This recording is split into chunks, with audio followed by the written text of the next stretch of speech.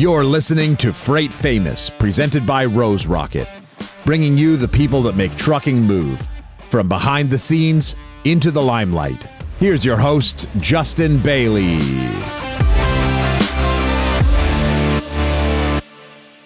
Hi, everyone. Welcome to another edition of Freight Famous, brought to you by Rose Rocket from the lovely Rose Rocket Studios. I am your host, Justin Bailie, and today we're going to bring to you a podcast that will help you build, automate, and scale your trucking and transportation business. And we do this about every 2 weeks. Today, I am bringing to you Jeremy Reymer. He is the CEO and founder of DriverReach, which is a driver hiring platform. And I think we all know in this space that is it has been for a very long time, a massive challenge.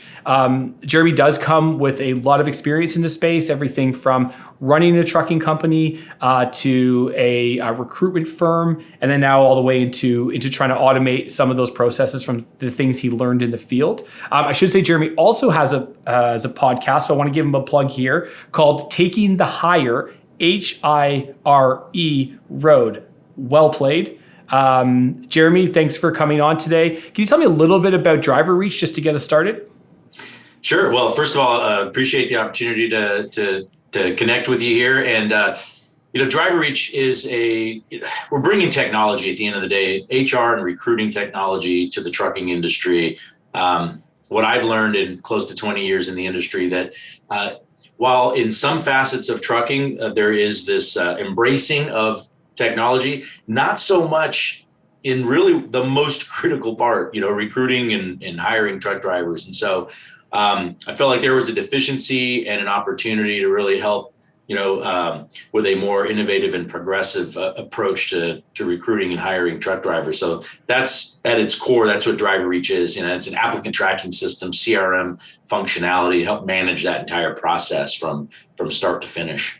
So I can't do it in the studio because the equipment is too sensitive, but I want those listening to know I am metaphorically slow clapping to that idea because for someone who is also building technology for this space, we come across in our journey of bringing trucking companies onto the internet and allowing them to run their business in Rose Rocket.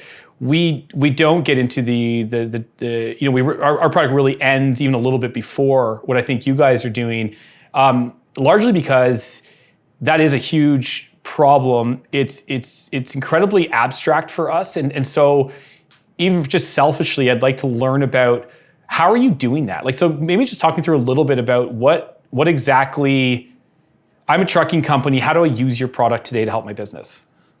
Well, for one, we're a system of record, right? So what that means is every time a driver applies to a trucking company, that data, that driver information is stored in DriverReach, right? In their system of record, in their account.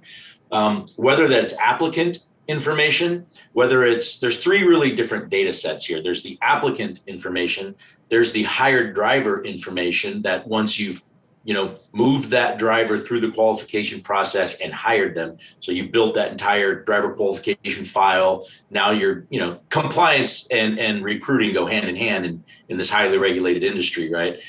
So those first two data sets, and then the last being previous employment information, because that's another, again, highly regulated industry.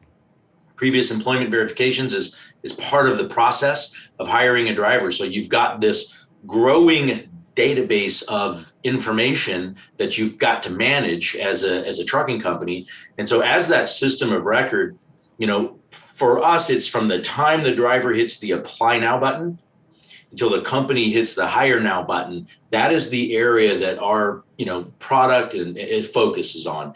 Now, as a system of record, though, we have a lot of other companies that are all around the rest of that driver lifecycle, from way upstream, lead generation type of companies that we integrate with to help bring potential applicants into this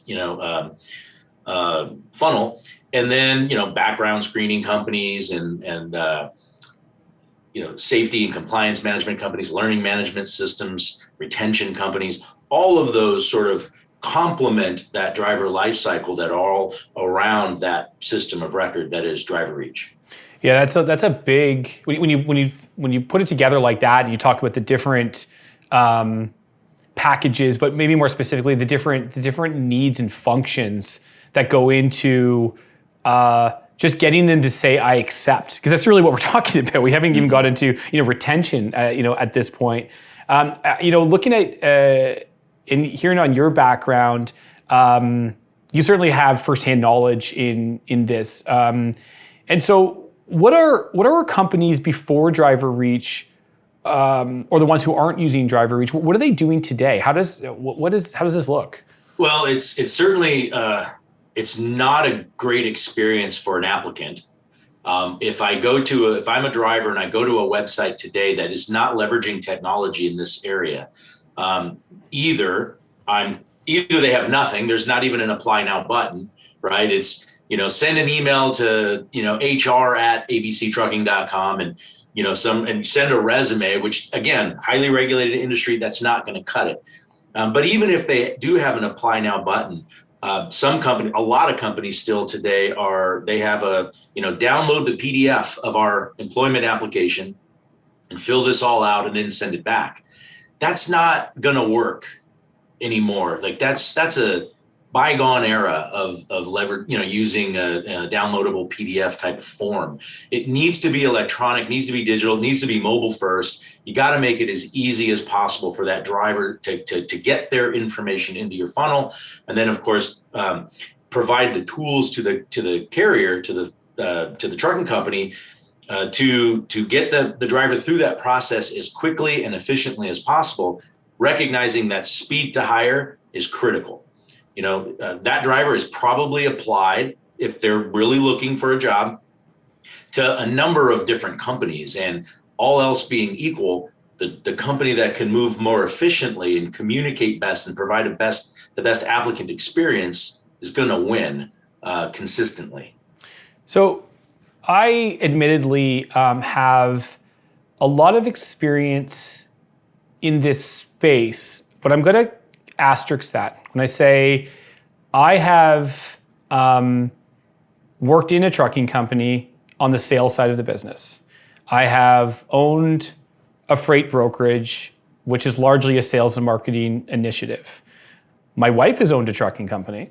And so when I have very operational or trucking specific questions, I will talk and ask her. And we obviously have hundreds of customers that we can talk to help us inform, build products and things like this. But I would be lying if I said the things that I knew about driver hiring and the challenges in that space were anything other than conjecture and opinions of others that I've heard that I've decided to package as my own ideas, opinions. And so when I speak intelligently to people who aren't in the industry, say, investors of ours, for instance, and I'll wax poetic on what's going on, with drivers, these aren't really, I'm not intimate with that problem, quite frankly. I know more than they do, but largely this is just coming from other sources.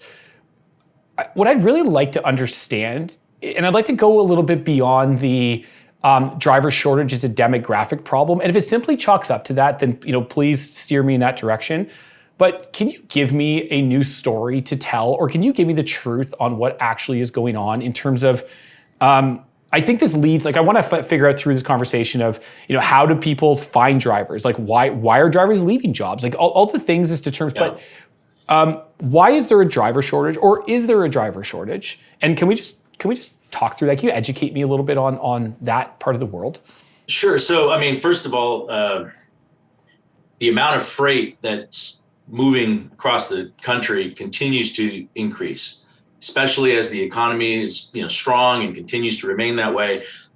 It continues to increase. However, what is not changing, or certainly not following in lockstep, is the number of drivers available to haul that freight. In fact, it's just the opposite.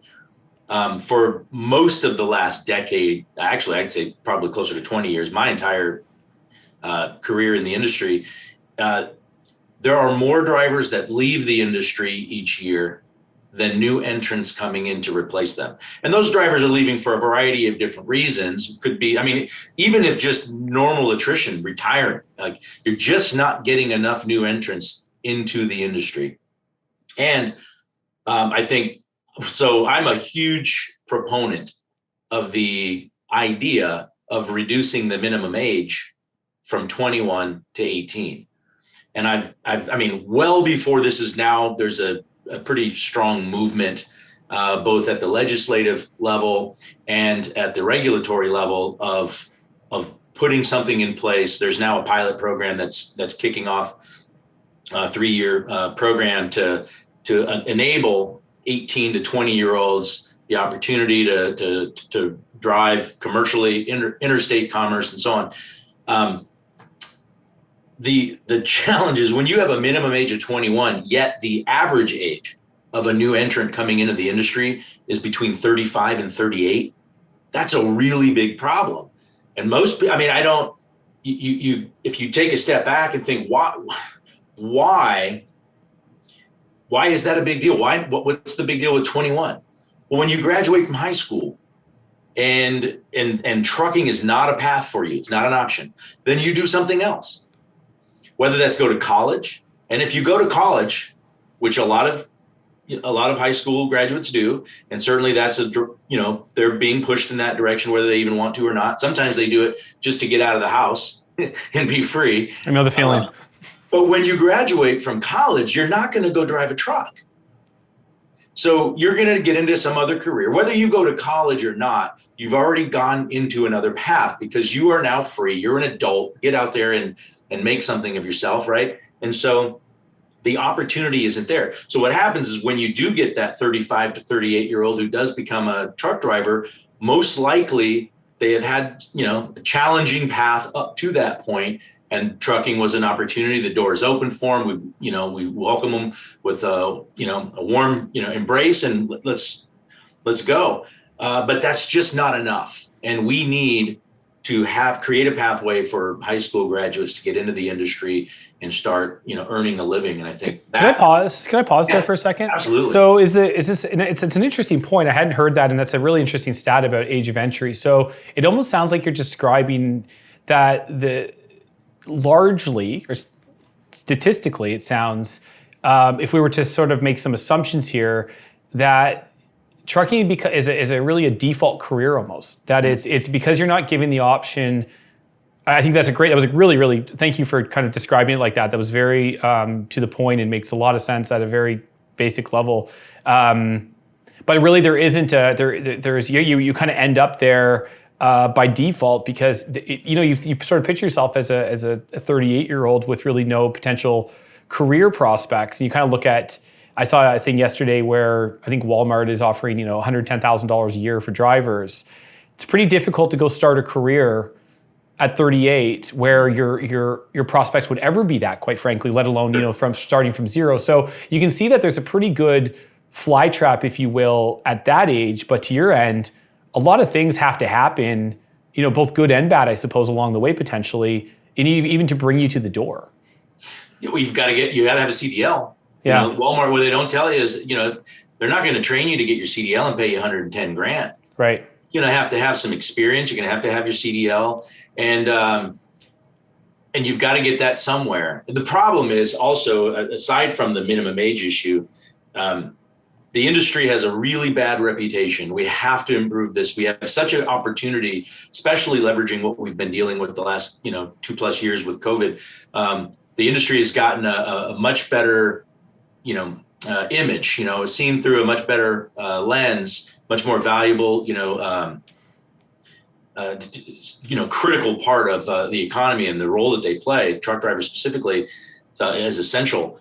And one of the challenges that we have is we're not able to really leverage that and build that up. There's not an opportunity for people after, coming out of high school. You got to have experience, and the unfortunately, a lot of people who do get into the industry, they get their CDL and they work for a company that knows that they've got them kind of over a barrel a little bit, right? You're not going to pay them. You don't need to pay them that well because they need the experience. So they're not going to have a great experience in driving a truck early on, and they quit. They quit Yeah. the industry. They say, forget it. This is just not for me. And that leaves a really bad taste. Not only they don't come back to the industry, and they tell everybody they know, oh, it was awful. I didn't like it at all. Maybe they were treated poorly, or they were out on the road, for weeks on end, and they didn't make enough money. It just wasn't worth it. It was a bad experience. And that is the reality. It is not an easy job. And it's, I don't know. I don't want to say it's a thankless job. I don't think that's true anymore. But I do think that it's a difficult job, and it's certainly not for everybody. But we should have enough people to meet the demands that the industry has, especially if we can reduce the minimum age to 18. Yeah, I mean, if you don't have, I think, as I was thinking about it, as you were talking about the reputation, because that is something I've heard for a long time, and I think because it's true, and I've often wondered. I think it's an interesting question on how do you manufacture a reputational change. I think that's a very difficult thing to even wrap your head around. But I think there has been some really positives, and to your point, I think frontline workers as a whole, for lack of a better term, were very in vogue during COVID. Right, it was very cool to be frontline for the first time ever in my life that I can remember. Mm-hmm. That was so I think there's some good momentum from that. I think some of the technology, I mean, specifically on the hardware side, the electrification of trucks and these types of things. And I think that stuff has gotten a little bit, and autonomous, I think, is kind of neat. And so it does feel like there's a shift, but I think when you've got such a, deserved or otherwise well-defined reputation and brand, if you will, it's going to take, you can't force the time almost it's going to take, right? Generation. Yeah, it really is. It is, right? And maybe even multi, because of there's sort of, it doesn't go from black to white in a generation. It kind of goes, black to gray to white over, maybe 3 generations type thing. It's got to fade across. So, but if you are looking for respect for truck drivers, go to any business park in rush hour and watch the way these guys and girls back these rigs into certain places. You will, or go if you have the opportunity, as I have done, go inside. I've been inside some LTL sort of day cab, city trips one day, and it is hard work. It's hard, Mm-hmm. and that was years ago where it was all automatic. It was all manual, and it's even physically demanding, this job, right? And if anybody's ever done a 12-hour drive, you ever driven from New York to Florida, see how you feel at the end of that day. And imagine doing that for 50 years or 40 years or 20 years or God, a week even. So it's I think it is a thankless job, because I think proportionate to how hard it is, it's not easy to appreciate. So wages, certainly are coming up, which I think is long overdue. I think we can all kind of agree to that. So we know that from that we know there is a shortage. I think that's a really interesting reason as to why, outside of why they're leaving. I think you make a good point around why it's hard to attract them, and I think that's a key point there. So what are people doing about that in the meantime? Because we need, it's great that we can change things at a policy level and maybe introduce some type of academic pathway from high school, and all the things I think that feels like you were kind of circling there. But what do you do today? You're taking someone else's truck drivers, what Right. you're doing. The only alternative, if you're large enough to have a school and attract people to that lifestyle, while I said it's not for everybody, it's certainly for the right person, there's an opportunity to make good money. But that lifestyle, aside from it being difficult, the work-life balance is out of whack. I mean, especially early on, most likely the driver is going to be in a position where they're not home a whole lot. And that doesn't work for a lot of people. And even if it does for a period of time, things change. Dynamics in their life changes. If they're older, maybe they have a grandchild now, and they don't want to be gone all the time. They want to spend time and be around. There's a lot of those types of scenarios that will impact that lifestyle change, that will dictate, them getting out of the truck, or at least out of a long haul truck, and maybe doing some more local type of work, spotting or something like that. But I can tell you from an image standpoint, the best thing that people can do, I think, today, aside from the 18 to 20-year-old, reducing the minimum age there, is we got to get more women into the industry. We need to attract more women to the industry. I really think from an image standpoint, that helps overall. And the other thing, you talked about technology. You've been inside the cab of a truck, in the last few years. That is the cockpit of a spaceship. Yeah. There's a lot of really nice technology in there. And as autonomous technology continues to evolve and more of that is built into the cab, that absolutely has the ability, in my opinion, to attract more new entrants into the industry who embrace that and who recognize the improved experience that affords, anybody driving that truck. And I have an electric vehicle that has semi-autonomous functionality, and it is a joy to drive. I like it, especially when I've got a long trip and I could put it on autopilot, and for 90% of that trip, it's driving itself. That's pretty amazing. That enhances the driver experience. So unfortunately, there are a lot of people that say, yeah, but that's why you don't want to drive a truck, because that's going to remove you. Your job is going to be obsolete, which I 100% disagree with. And I don't think in our working lifetime that is a reality, that the driver will be completely removed from the cab of the truck. I think their role will shift and their job description will change a little bit, but I don't think you're ever going to completely remove in permanence the driver, at the helm of that truck. Let's go there for a sec. So I tend to agree, but again, my opinion is just based on simply that. I don't know how to even have an informed position on this, because at some point you just have to start taking leaps of faith and guessing on things. And so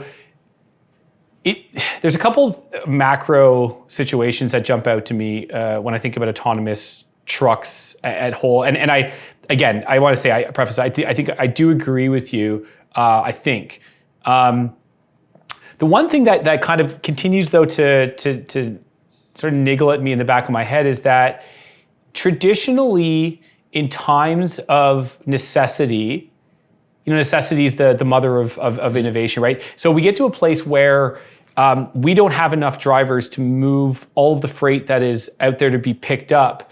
We need to find a better way. If you kind of look at any major innovation, it's all been based on this.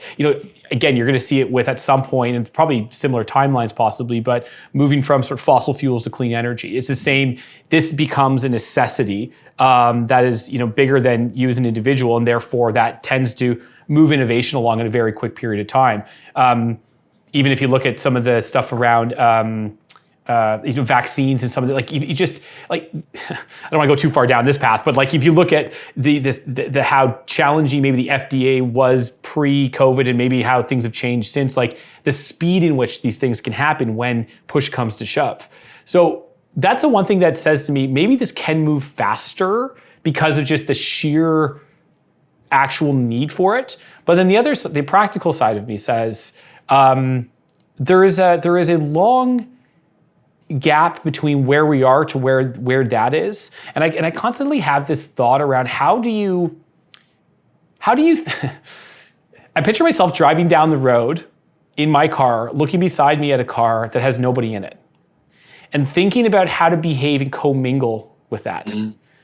That really kind of trips me out, and I feel like that's a big potential problem, not to mention all the technical limitations of especially in-city final mile stuff. That is, I think, technically we're still some distance from that. So that's my random thoughts that generally come together in a no opinion outcome, because I don't pretend to know. But I am interested in your opinion. And I think we have to be careful that it would appear that you would have a bias, because if there's no drivers, then DriverReach isn't a very effective product. So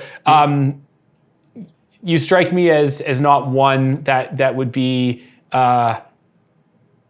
I don't even know the word for it. I would say so, exactly. And so I think we can dismiss that. I just wanted to get that out there. But I think, I think you would be. So what is your general objective opinion on autonomous and how that kind of fits into the world and in the future. Yeah, well, I'm 100%. I agree with you on the necessity is the mother of invention. Yeah. But in this case, the invention isn't, I mean, you don't need to go build the technology to solve for this problem. Simply reducing the minimum age to 18 and addressing that humongous gap that exists in, the high school graduate to the time, like 20 years passes before that average age of a new entrant, reaches the trucking industry. We're done. I don't think we're talking about this anymore. That's my opinion. I think we solve it completely out of the gate with that simple change.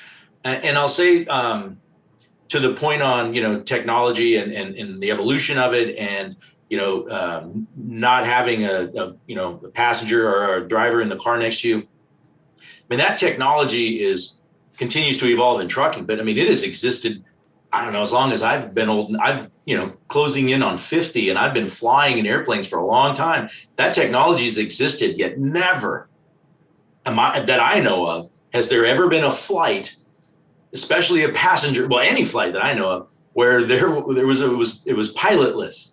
Yeah. Ever. I mean, I can't even fathom stepping onto a flight. I'm headed to Orlando, and it's like, folks, today's flight is completely pilotless. I'm like, not for me. I'm not getting on this plane.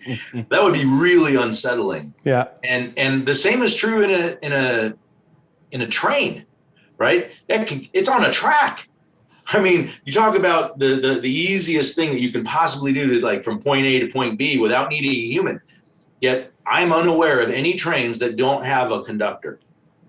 Right. And so I just think it's not practical to envision like completely eliminating the human in the grand scheme of things. There may be instances, and obviously the technology exists today to let this truck go from point A. It's not about not able to do it, like technologically capable of doing it, but actually realistically doing it in scalable fashion. I just don't believe that's going to happen. I really like that insight. I like that example. The train example actually is a really good one. That's a pretty hard one to argue against, quite frankly. You kind of think about that. That's one I'd keep in my pocket for this argument going forward. So thank you. Now I have new fodder for. I have new information. I can update some of the things I'm telling people who I claim to be an expert on this stuff around.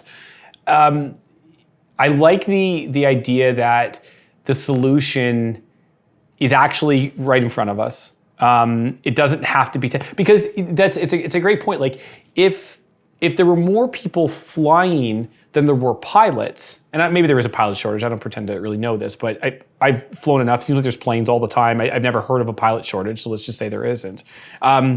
Maybe that moves a bit quicker because but so I guess the point is solving that's the argument for autonomy, right? It's to say, well, there's not enough people to drive the truck, so now we need to replace them with a robot. But if there are enough people, it's just the apparatus in which that's been built to serve people into the industry is broken. Mm-hmm. I mean, maybe that requires a heavier and different look versus.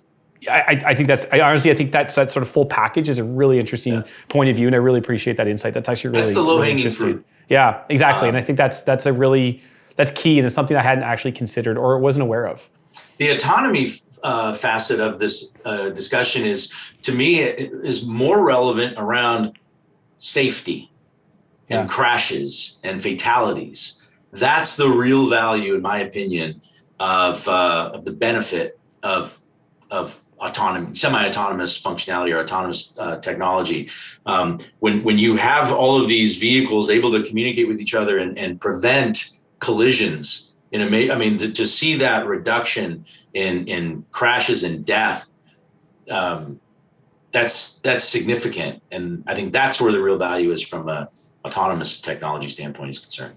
Got it. Yeah, I think there's a lot. I think at the end of the day, this conversation around autonomous trucks has become. It's an onion. You just keep peeling it back, and the layers keep revealing themselves. It becomes more complex with time, not less. It seems. The answer doesn't seem any more clear or any more omnipresent to me than it did, when I first started thinking more meaningfully about technology and trucking around, sort of 2015. Going back to the driver themselves. So if I'm a small to mid-size trucking company, and let's pretend I don't have DriverReach and I'm not going to buy it this year, but maybe you can catch me at the end of the year. What can I do to? I want to talk about attraction, and I want to spend some time on retention as well. Mm-hmm. So, what can I do now to attract new drivers? What are some of the better practices that you can do when you don't have a Knight Swift logo to wave, or what are some of the things that I can do today, at least to make it, because to me this feels like it's not 50% gain, it's a 2% here, it's a 1% here type thing. And so what are some of those maybe little jabs that I can take at bettering my likelihood of attracting drivers? Well, table stakes, be a good employer. What does that mean? Let's just be good. Treat people with respect and dignity and honesty and transparency, all the things that you would expect in a workplace. Not that you might experience regularly in a workplace, unfortunately, but that that it's really not complicated. If you treat people well, you're probably not going to lose. You'll easier to attract people, especially because the employees that you have will tell everyone they know, hey, you'll like it here. They're good here. They'll treat you really well. You'll feel like you're really part of something special. That stuff really matters. And so the reason why I'm bringing this up is when you have employees that recognize that and you provide them an easy way to become ambassadors of your company brand to other trucking companies out there or to other drivers out there, then now it's not about who can spend the most from an advertising marketing standpoint. You'll find that you will be way more successful if you can empower and referrals from your existing. Again, the table stakes is you have to be a good company that people enjoy working for and feel like they're part of something important. That's not that complicated, but it is intentional. It has to be intentional, top down. It's not a department, that's top down. But that being said, they're going to be far more successful at recruiting or helping to recruit drivers that will not only get hired, but will become loyal and remain loyal and stick around for a much longer time. I mean, statistically, it's not even close. And from a cost per hire standpoint, especially if you have a referral bonus type of program, not even close. That will always trump your ad spend, cost per hire, retention, cycle that's just never ending. But it takes work. And it's just easy to just throw budget at ads and let's just get a machine where we just try to bring people through. And we know that we're going to lose 80 to 100% of them every year. And we just keep this thing going. But that's a problem.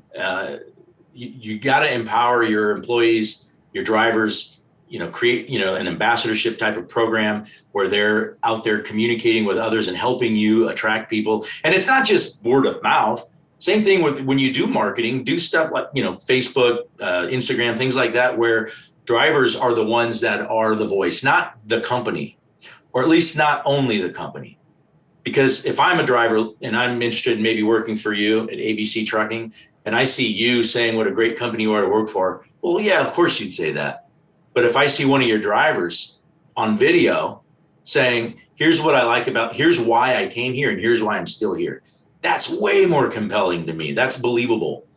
And I trust it more. So I think there's a lot of opportunity to leverage those ambassadors to help attract more drivers.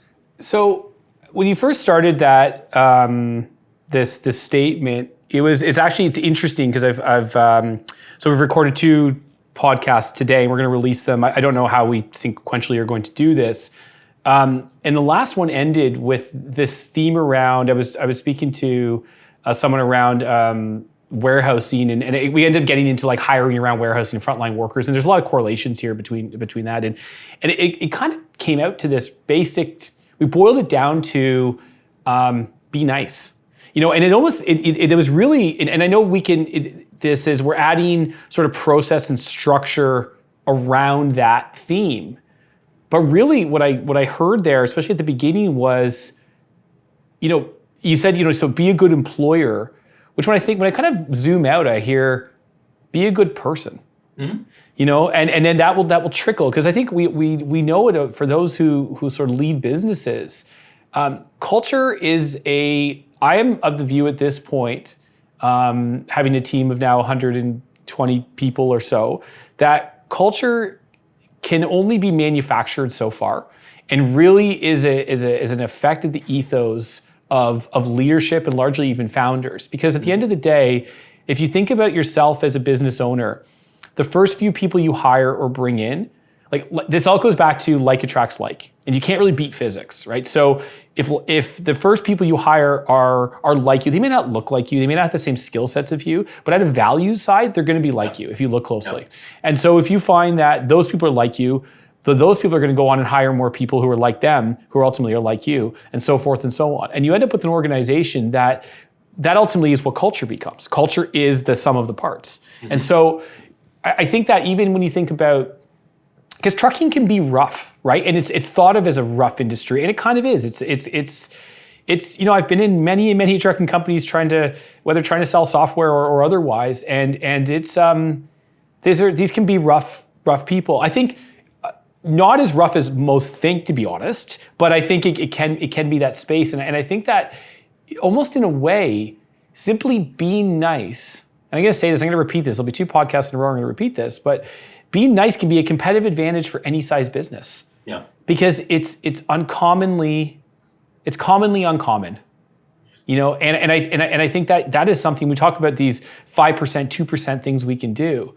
If we can instill doing good by others and do unto others as you want done to you, which is probably sort of saying the same thing, mm-hmm. then that probably is more than an incremental, impact to the business and how things flow downhill. Now, if we capture that, you were talking about things like videos and sort of testimonials internal. So I'm imagining somebody in the company is thoughtful about creating a video about a driver saying, hey, tell us why you work here, and then using some medium, whether it be social media or otherwise, to broadcast that.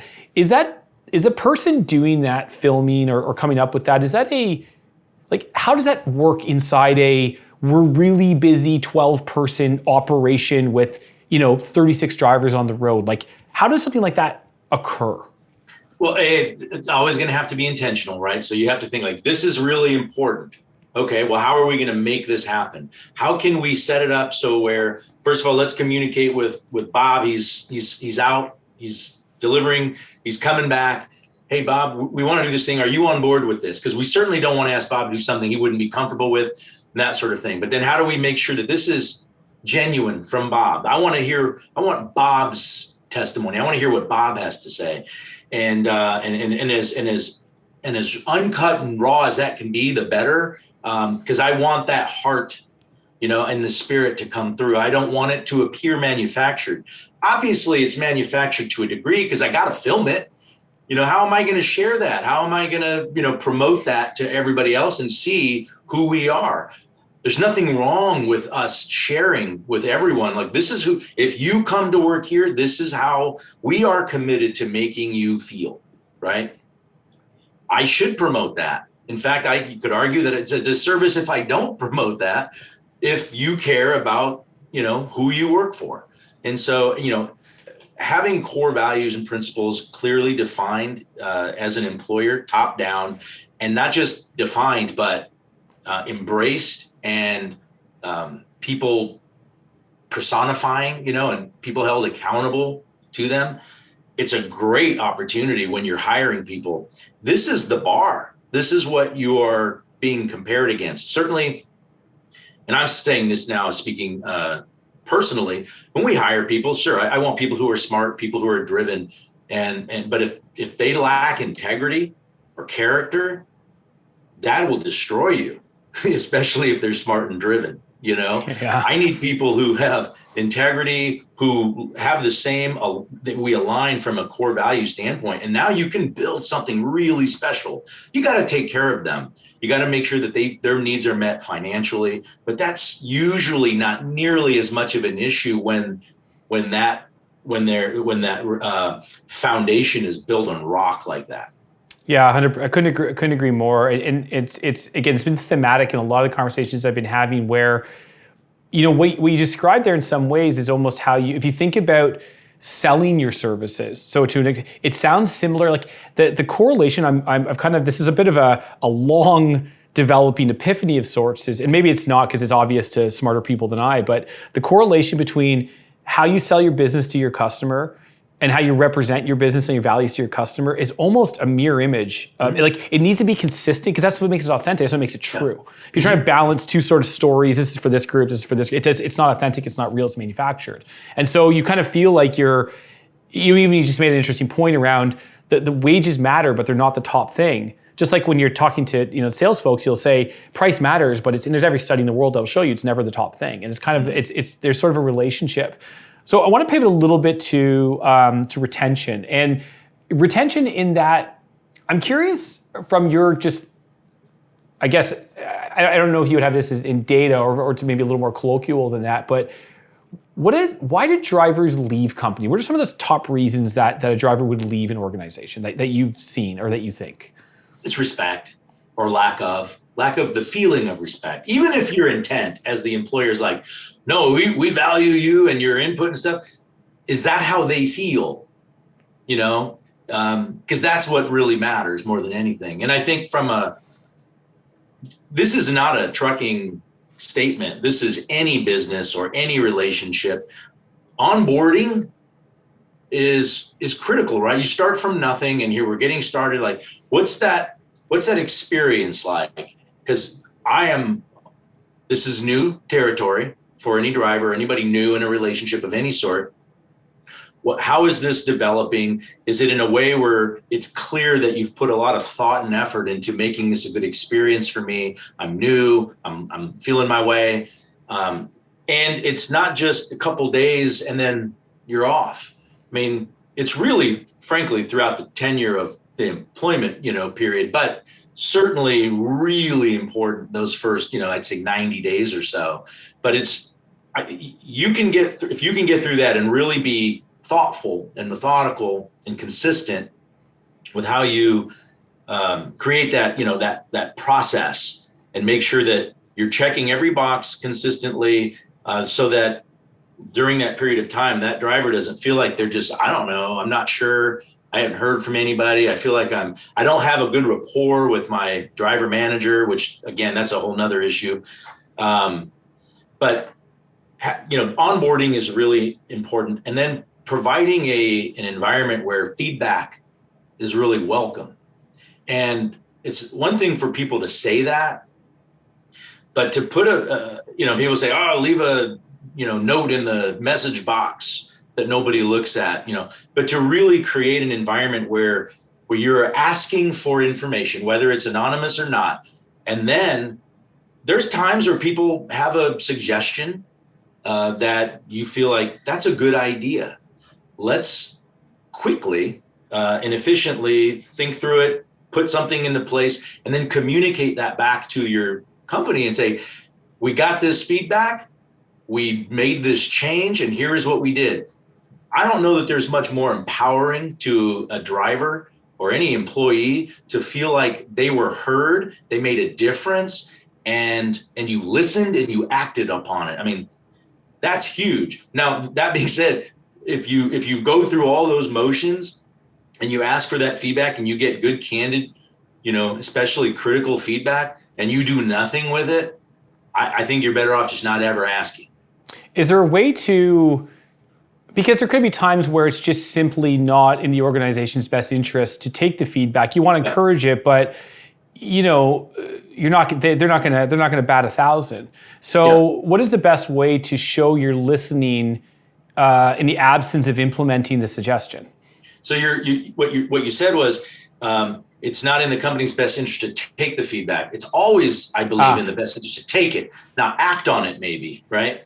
God, that's sorry. Yeah, for clarity, it was elicit the feedback, hear the feedback, read the feedback. Don't necessarily institute. Here's why not. Here's why we can't do that. Here's why we can't have this rider policy. I hear you. I know that you want to be able to take your grandson who's on, spring break or summer vacation on this trip. Here's why we can't. And obviously those are easy things to explain, but take the time to explain.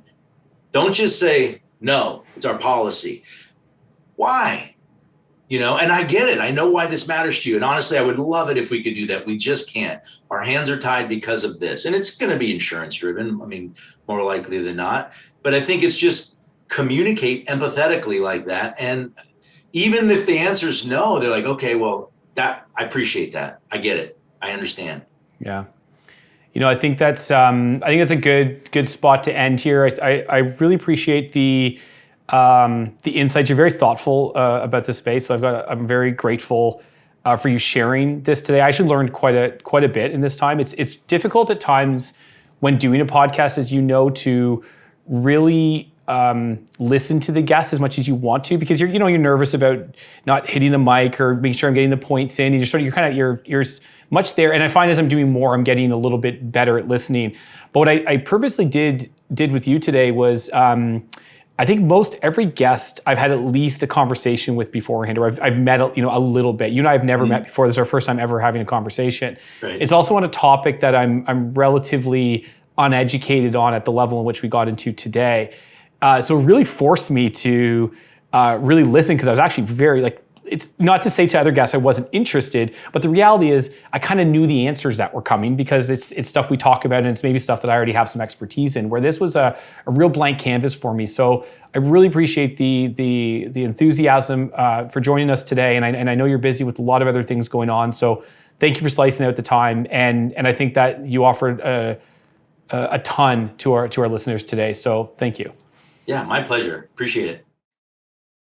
Thank you for listening, and be sure to like and subscribe. We'll catch you next time.